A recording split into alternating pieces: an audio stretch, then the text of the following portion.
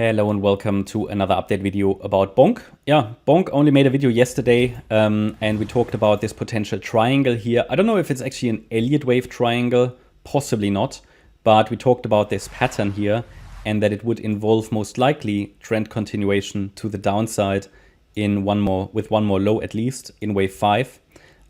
This is now a pattern where we say we've got potentially an A wave complete, we've got potentially a B wave complete, and the C wave as well, because we have 5 waves down. However, the micro count is not really reliable. So for me, it's now about watching for potential reactions. I explained to you yesterday that there is still plenty of room in this current wave 2. This is sort of my best micro count. So I'm now watching for first impulses to the upside, but the microstructure isn't very clear. So literally the main support level that I indicated to you yesterday is here, the red line, not only yesterday, already a few days ago. So I highlighted to you, it's a little bit uncertain if the price will actually come into the support area. Yeah, that is normally relevant for a wave 2. The reason is because of these extensions to the upside, we might not see it, but we could. So I would be extremely careful with, it's catching the falling knife at the moment, literally, okay? So just be careful, it still has plenty of room. From yesterday's point of view, I warned that it could technically still drop below between 65% and 96% in this scenario, but that if we approach the linear chart, which I normally don't like to use so much, it already is quite deep in support.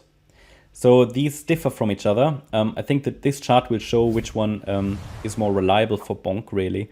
But it's already deep in support. I mean, if you want to get a position, you might want to put some taco money in, some lunch money, but not more, because at the moment this is simply just catching the falling knife.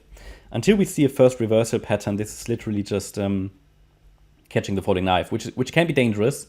I sometimes like to catch the falling knife, but then just with lunch money and just with clearly defined parameters. Basically, if I was doing this here, I would just do it with an amount of money where I say, okay, if it goes to 0, I don't mind, which it probably won't, I guess, we have an initial 5-wave move to the upside.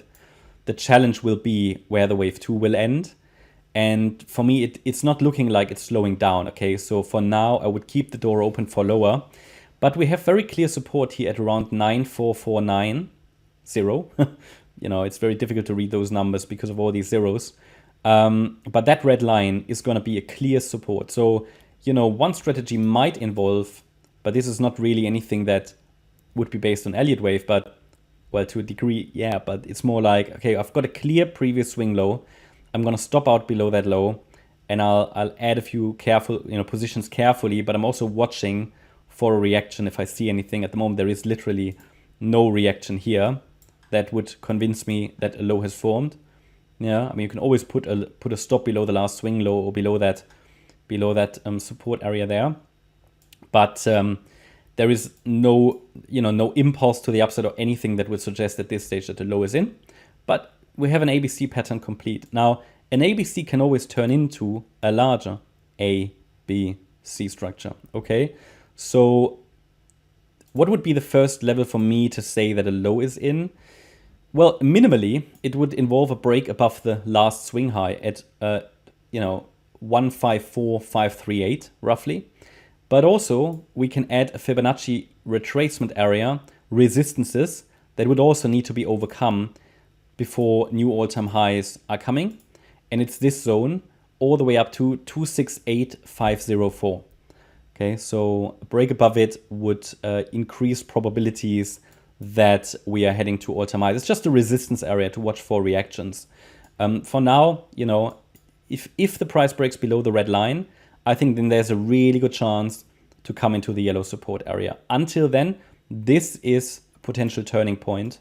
Not one that's necessarily measured with Fibonacci levels, but it is a potential turning point from here.